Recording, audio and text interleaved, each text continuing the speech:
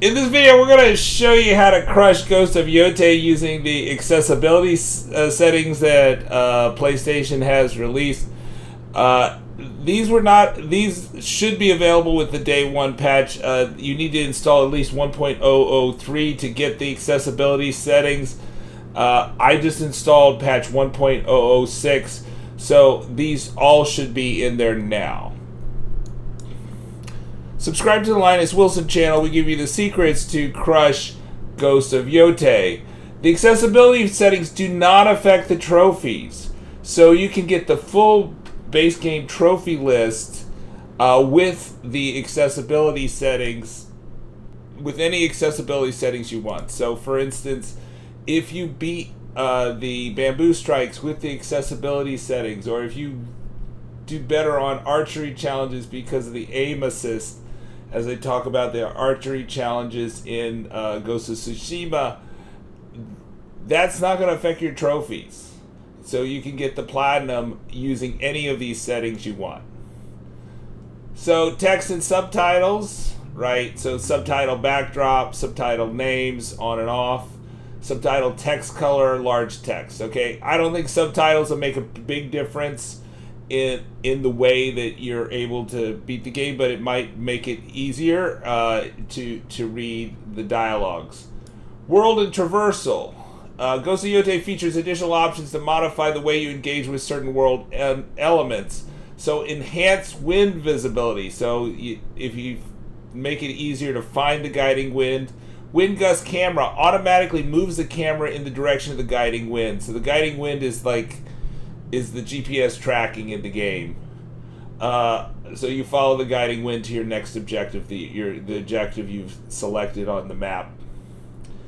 Off-screen detection indicator. None, minimal, default with HUD indicators. So displays visual cues when detected by off-screen enemies, right?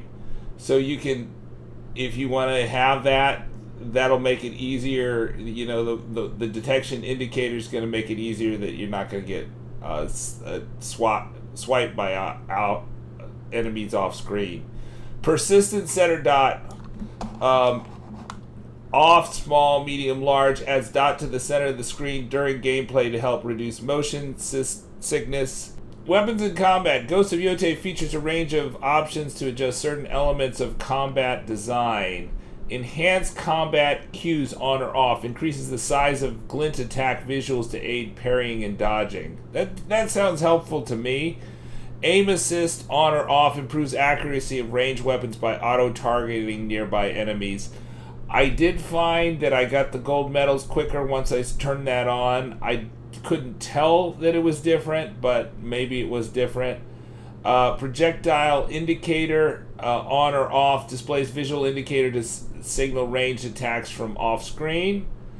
Dark flashes for blind bombs changes it on off, changes the bright flash created by blind bombs to dark screen effect. So I guess that would be somebody that has trouble with the lights. I don't know that would be that helpful unless you had a specific thing.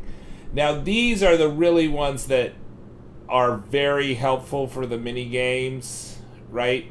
So you've got the simplified button holds. When simplified, certain prompts that would require holding a button can be completed with a single press, right? So that's quite nice, but that may be annoying because you may lose some control there. But rapid button presses, default or simplified, when set to simplified, time is not a factor in bamboo strikes or sequences that require rapid button presses. I hate the bamboo strikes.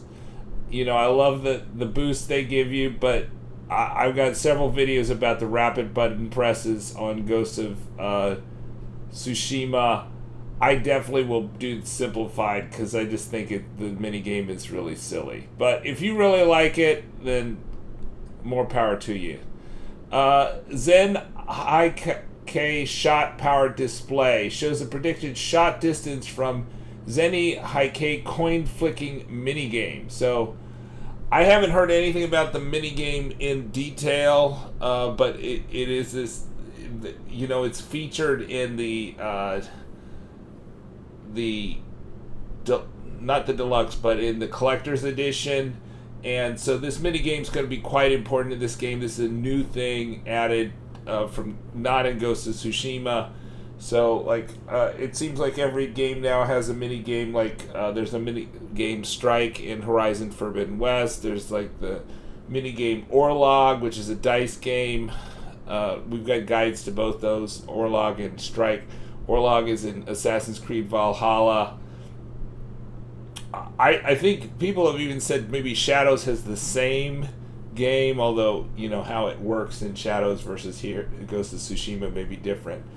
But shows predicted shot distance during the Zenny Heike coin flipping minigame, so that will probably make it a lot simpler. We'll see. Forging controls, motion sensor simplified. When using Forge, players can rotate DualSense wireless controller to rotate the metal in the game, or use the R2 button.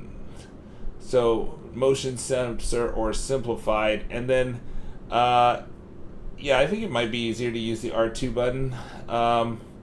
Campfire controls, microphone simplified. Fires can be started by blowing into the microphone of the DualSense wireless controller or with the R2 button. Yeah, you know, I don't want to be really spitting into my controller, so I might turn that one on, the simplified on too. So yeah, I think both the simplified settings sound quite good. The shot power display on seems like it would make life easier. Forging controls simplified, campfire controls simplified seem all like good things. I gotta tell you, you know, I probably will use all of these things, but you know, it's a single player game, so you play it how you want to play it. But I think this will be a lot of these kind of annoying little mini games that they have. I don't find them terribly immersive, but if you find them immersive on the harder settings, then go ahead and do it with the harder settings. But for me, not really. Subscribe to the Linus Wilson channel. We give you the secrets to crush Ghost of Yōtei.